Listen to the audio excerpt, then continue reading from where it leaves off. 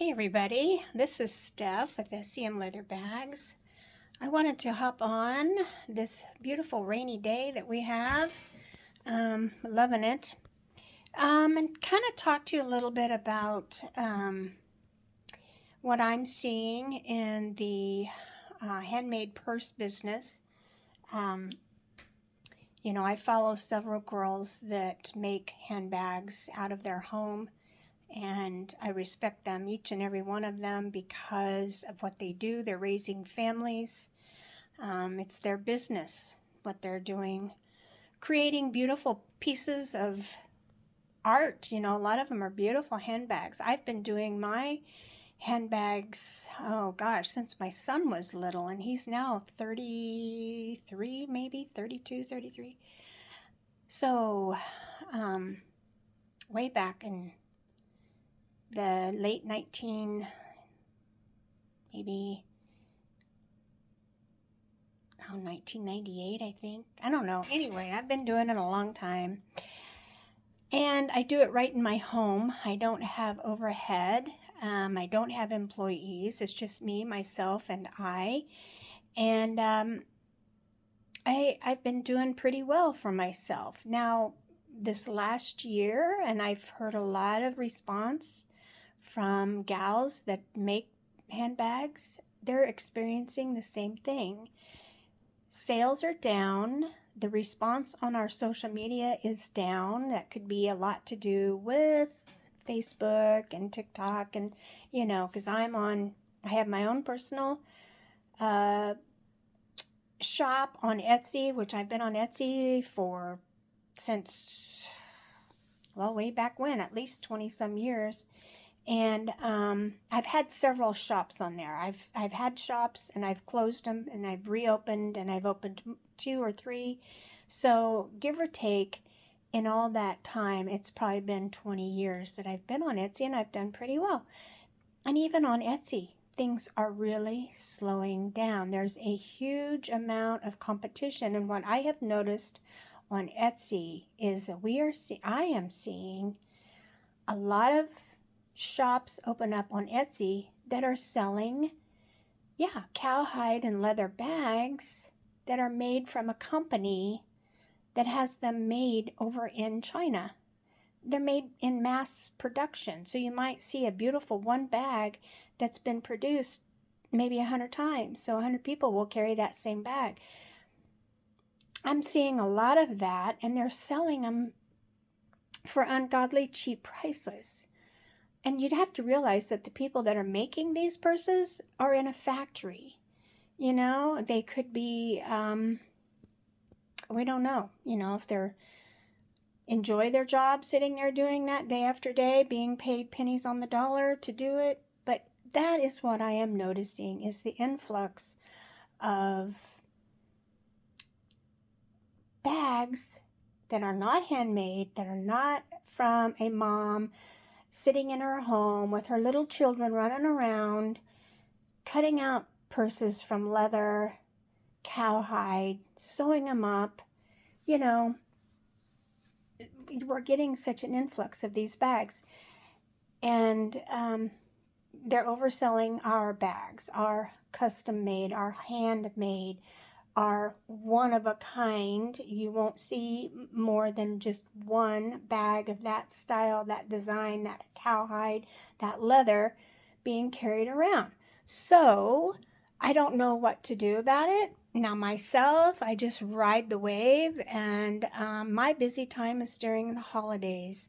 I slow way down in the summertime, which is okay because I love to be outside, garden, working in my yard, and my flowers. So that's okay with me. But now that fall is here, I'm really trying, and I do try to load up on my inventory for Christmas because of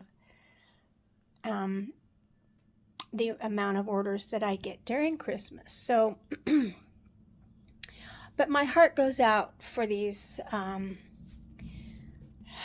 businesses that have been doing this for probably as long as I have, who depend on these numbers, who depend on that dollar, who depend on that bottom line at the end of the year to help pay for their overhead, to help pay for their cost. So, and then I have also, even though I love making my purses, as you can see, the ones in the back are just some of the few. I keep most of my bags when I make them. I have storage, airtight storage containers that I put them in. Sometimes I wrap them in a protective cloth, especially if it's wool, because I do a lot of the Pendleton wool. And I store them until they're sold, so they're pristine, never been worn, never been used. This little bag that's right here in this cowhide is my personal bag. I carry it, but I thought I'd hang it up just to show him off a little bit. But I have made a ton, well, not a ton, but I've made a lot of the clear bags, for different venues, concerts, rodeos, ball games.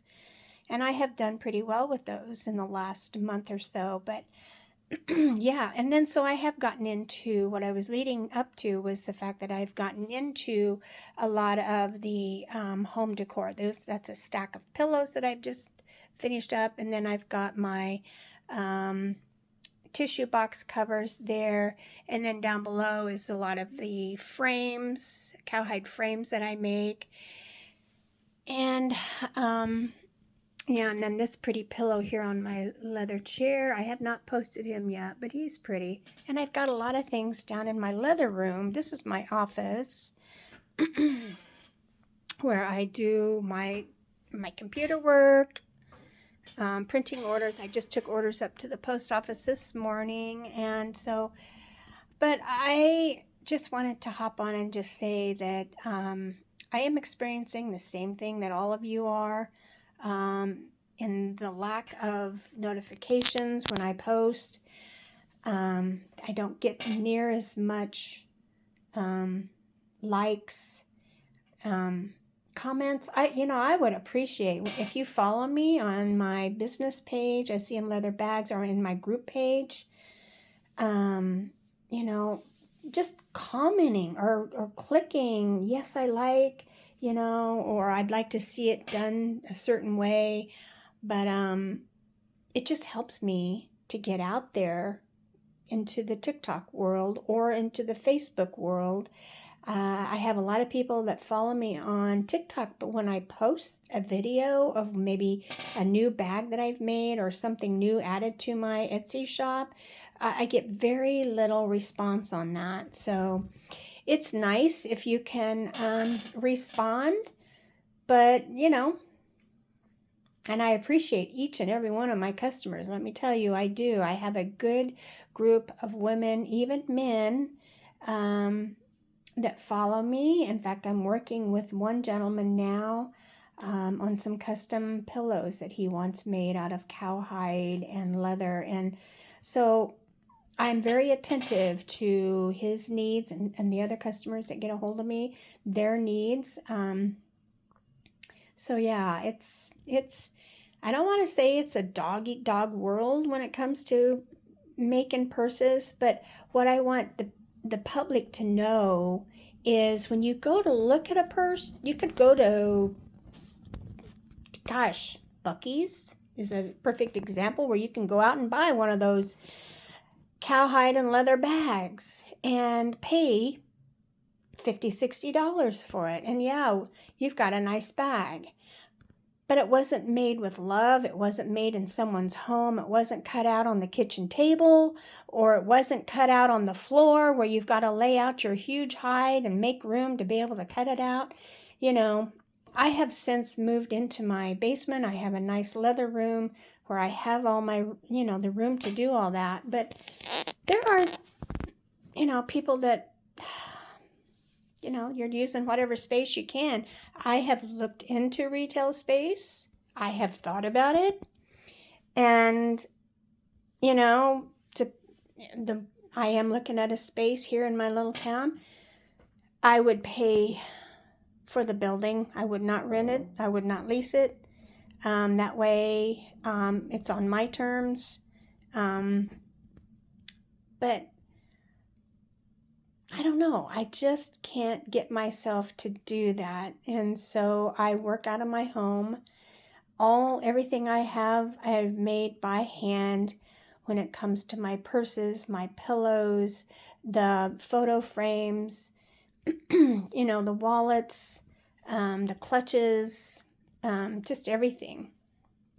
So, but just think about it. When you're out, even at a craft show, there's girls that buy these bags on a wholesale and they set them up in these craft fairs, and it just doesn't hardly help a person like myself or the other gals to go to craft fairs that make our purses by hand.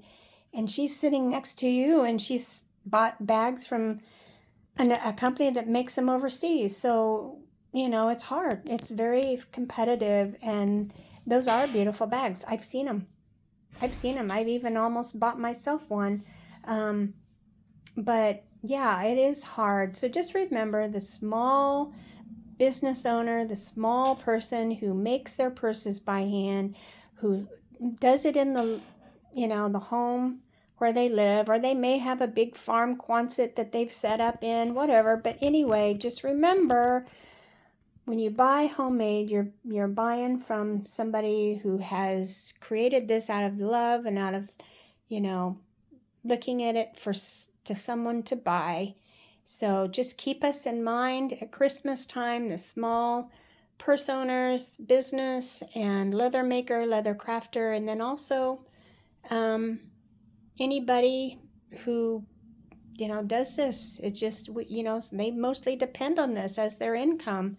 So just keep us all in mind at your time of shopping for Christmas. And we thank each and every one of our customers. We appreciate them, because without them, we are nothing.